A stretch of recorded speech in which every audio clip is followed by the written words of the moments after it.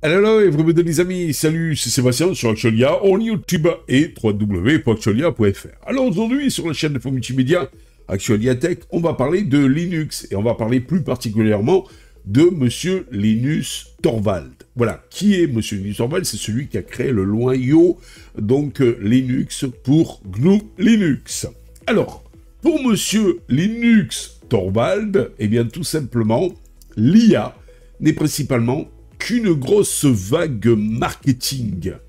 Dans le monde de la technologie, l'intelligence artificielle, voyez par là l'IA, est souvent vue comme la prochaine révolution, mais pas pour tout le monde.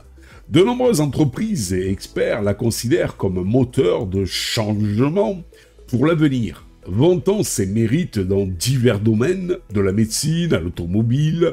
Pourtant, certaines voix influentes malgré tout, Linus Torvald c'est pas n'importe qui, émettent des réserves sur cette ferveur, cet engouement pour l'IA, soulignant que l'IA, comme largement surévaluée, et en plus, parmi elles, Linus Torvald, le créateur du noyau Linux, est l'une des figures les plus respectées de l'industrie du logiciel open source, s'est montré sceptique, comme la fosse. Vous voyez par là la fosse sceptique, n'est-ce pas? Sur la réelle valeur de l'IA en tant que technologie révolutionnaire. La vision de Monsieur Linus Torvald sur l'IA. Linus Torvald n'a jamais hésité à partager ses opinions. Rappelez-vous, à l'époque, avec Nvidia, il aurait fait un doigt d'honneur parce qu'ils n'assuraient pas la maintenance comme il faut de leurs drivers sur Linux. Donc, M. Linus Torvald n'a jamais hésité à partager ses opinions, même si elles vont à contre-courant des tendances dominantes. Écoutez bien, selon lui, l'IA n'est principalement qu'une grosse vague marketing, un terme souvent utilisé pour attirer l'attention et justifier des investissements massifs sans qu'elle ne tienne réellement ses promesses. Pour Torvald, ce battage médiatique autour de l'IA ne reflète pas toujours les capacités actuelles de la technologie. Alors, je dirais qu'une chose, il a tort et il n'a pas tort. Je pars d'un principe que l'IA est assez révolutionnaire dans beaucoup de domaines. Après, dans le domaine de l'informatique, ça dépend quoi, je vois pas trop l'intérêt. Quand on voit que l'IA est là éventuellement pour répondre à vos emails, je trouve ça très impersonnel. Personnellement, je préfère que ce soit moi qui réponde à mes emails. On ne sait pas la connerie qu'il pourrait mettre en réponse, n'est-ce pas? Quand on voit que, par exemple, pour générer une image, je crois qu'avec certaines IA que vous retrouvez sur Opera, certaines IA que vous retrouvez sur un copilote de chez Monsieur Microsoft et tout, etc., il faut payer. Vous avez tant de trucs gratuits, après il faut payer. Pour faire tel truc, vous avez tant de jetons, entre guillemets, gratuits, mais il faut payer, et c'est pas donné. Quand je vois, par exemple, que certaines IA vous promettent des choses qui sont vraiment super à la base sur le papier, mais on vous dit, ah ben voilà, vous avez droit à 5, 10, 15 secondes, ou des restrictions de tous les côtés pour faire, eh bien, le service, mais par contre, après, il faut payer. Je dis, bon, allez, tout travail mérite salaire, n'est-ce pas? Bon, pourquoi pas? Mais quand vous voyez les prix, et en plus, vous avez des restrictions moins importantes, soit que celles que vous auriez eues avec la version gratuite, mais malgré tout, vous avez des restrictions. Donc, vous allez payer au prix fort un service avec quand même des restrictions moins grandes que donc dans sa version gratuite, mais avec je vous donne un exemple par exemple. Je sais pas, moi, vous voulez créer une vidéo, comme vous créez des photos avec un prompt, eh bien, par exemple, bon, ben, vous avez droit à faire par mois, je sais pas moi, 4 secondes de vidéo maximum, par exemple, 5 vidéos de 4 secondes maximum dans sa version gratuite. Sa version payante, ben, vous avez droit à faire 1 minute de vidéo, malgré tout, et 10 vidéos avec 1 minute maximum de vidéo. Bon. Ben, et vous payez ça, par exemple, 50 ou 60 € par mois. Je suis désolé, mais c'est très cher pour ce que c'est. Voilà. Donc, l'IA peut être révolutionnaire dans beaucoup de domaines, mais dans certains domaines, c'est l'arnaque. Après, quand je vois M. Linus Torvald qui dit « Ouais, non, l'IA et tout ça, c'est pas la peine, c'est nul et tout », il y a peut-être un revers de la médaille, c'est que faut dire ce qu'il y a, faut dire ce qui est, pas qui a, faut dire ce qui est. Linux, malgré tout, a un pas en retard dans le monde de l'IA. C'est un peu comme Apple, qui, avec son Apple Intelligence, est arrivé bien après Monsieur Microsoft et beaucoup, donc en fait, dans le domaine de l'IA. Ben là, je pense que Monsieur Linux, c'est un petit peu ça aussi, Monsieur Linus Torvald, avec Monsieur Linux tout court, GNU Linux tout court, eh bien, c'est qu'il a un cran de retard dans l'IA. Voilà. La dernière fois, j'ai voulu... Il y avait une IA, donc en fait, sur PC, Windows, et qui était aussi compatible Linux. Je vais pas être méchant, mais c'était très simple à l'installer en natif sur son PC, donc sur mon PC Windows. Par contre, sur Linux, j'ai complètement abandonné. C'était l'horreur infâme. Alors peut-être qu'il est conscient de ça, et il nous fait sa déclaration pour temporiser les choses.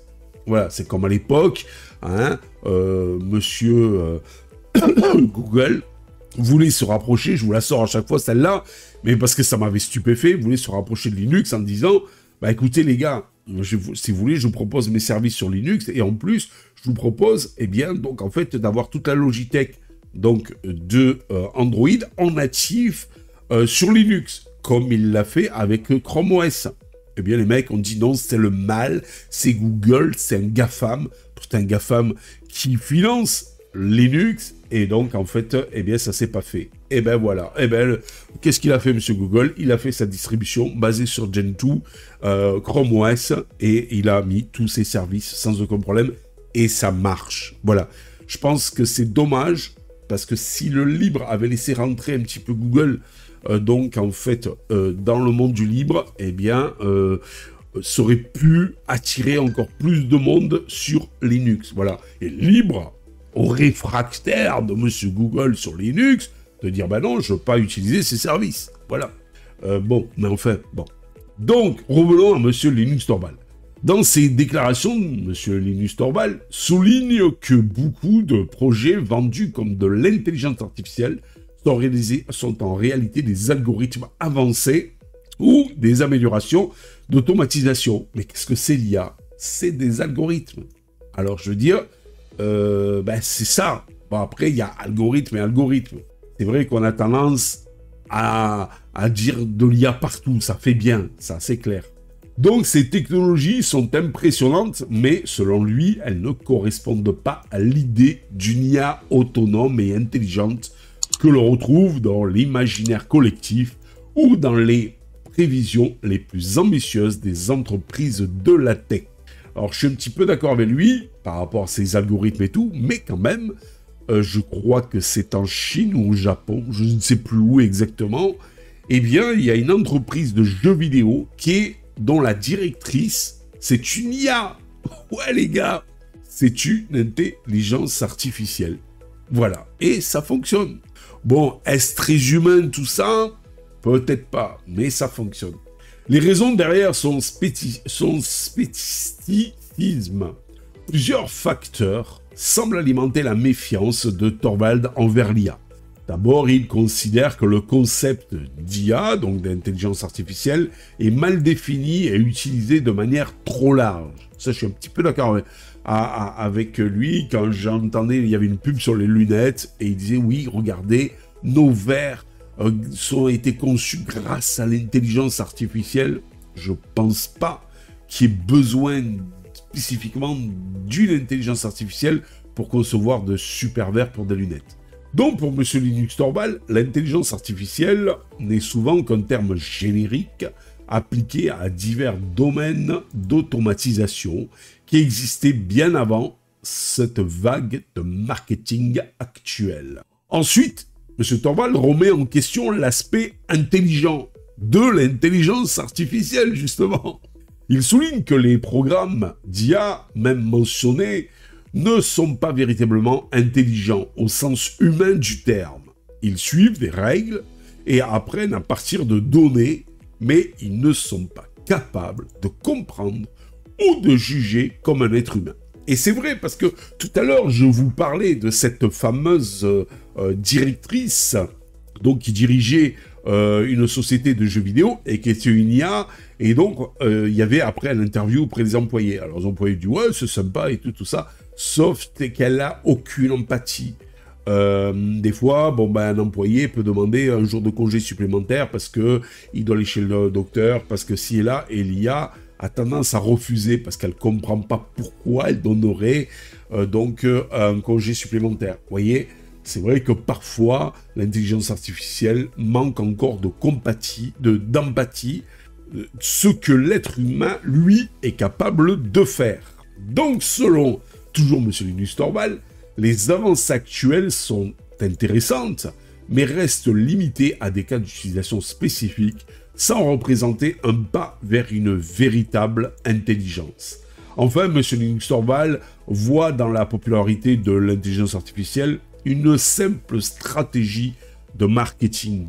C'est vrai que Apple Intelligence, je ne sais pas si vous avez pu remarquer, Apple, avec Apple Intelligence, je ne sais pas si vous avez pu remarquer, a été obligé malgré tout de passer ses dernières machines, d'entrée de gamme, sans modifier le prix pour le Mac Mini par exemple, il les a passés avec des processeurs plus puissants, et il les a passés de 8 à 16 gigas.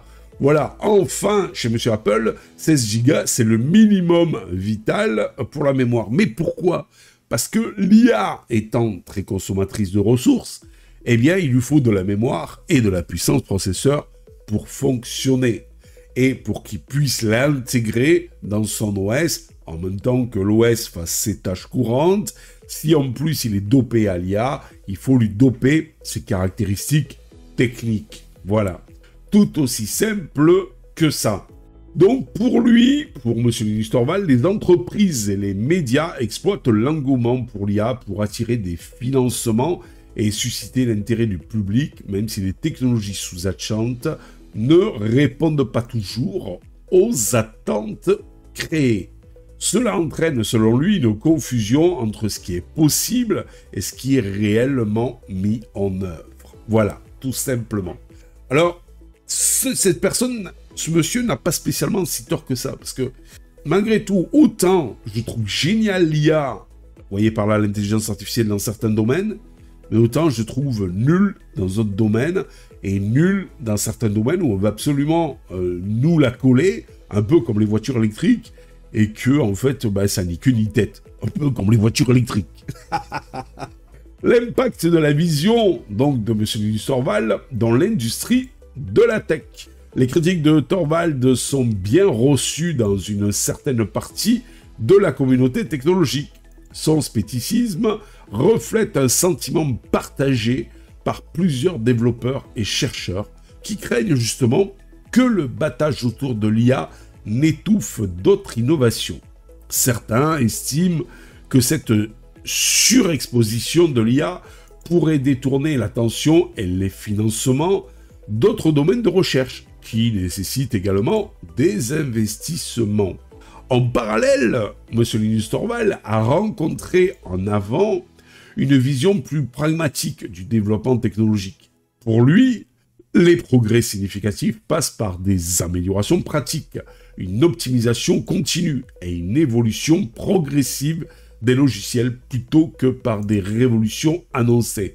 Alors, une optimisation continue, une évolution progressive des logiciels, je suis d'accord. Mais malgré tout, monsieur Linus Torvalds, sachez que dans Linux, autant vous avez des logiciels magnifiques, mais on reste un peu sur sa fin souvent, et il faudrait aussi inciter les éditeurs de logiciels à passer leur version des logiciels sur Linux. Ça serait quand même beaucoup plus sympathique. Voilà, aussi. Voilà. Parce que parfois, la politique un peu restrictive, un peu trop idéologique de Linux freine certains éditeurs à aller sur cette plateforme. Parce que, vous prenez les mecs comme Adobe, qui, il faut dire ce qui est, n'ont pas des prix accessibles à monsieur tout le monde. Ils vont aller là-bas, ils savent qu'ils vont se faire détruire. Ouais, moi je suis sur Linux, je peux acheter un logiciel Adobe, ouais, c'est cher et tout. Ouais, mais c'est des logiciels de qualité professionnelle et vous n'êtes pas obligé de les acheter. Mais c'est pas la peine de les cracher dessus parce que, par exemple, une société aimerait vendre des logiciels sur la plateforme Linux. Voilà, moi je pense que je pars d'un principe qu'il faudrait accueillir tous les éditeurs, qu'ils soient gratuits ou payants, et après, comme sur Windows, l'utilisateur final fait son choix. Regardez sur Windows, ça marche très bien. Il y a pas mal de logiciels autant gratuits que payants. Eh bien, l'utilisateur, s'il veut certains logiciels, il décide de les payer, mais s'il ne veut pas payer, ben, il a des alternatives gratuites. Regardez, dans le montage vidéo, vous avez un excellent logiciel qui s'appelle Cyberlink Power Director. Vous avez Filmora aussi. C'est payant. Mais si vous ne voulez pas payer, vous avez des alternatives comme Shotcut, Kdenlive sur Windows, eh ben, qui sont gratuits. Et vous pouvez donc faire du montage vidéo gratuitement. Vous voyez ce que je veux dire? Voilà. Donc, cette approche est celle qui a guidé le développement de Linux, un projet qui reste aujourd'hui l'un des plus réussis dans le monde open source. Les perspectives pour l'avenir. L'avis de M. Linus Torvalds sur l'IA soulève des questions importantes sur l'avenir, justement, de cette technologie.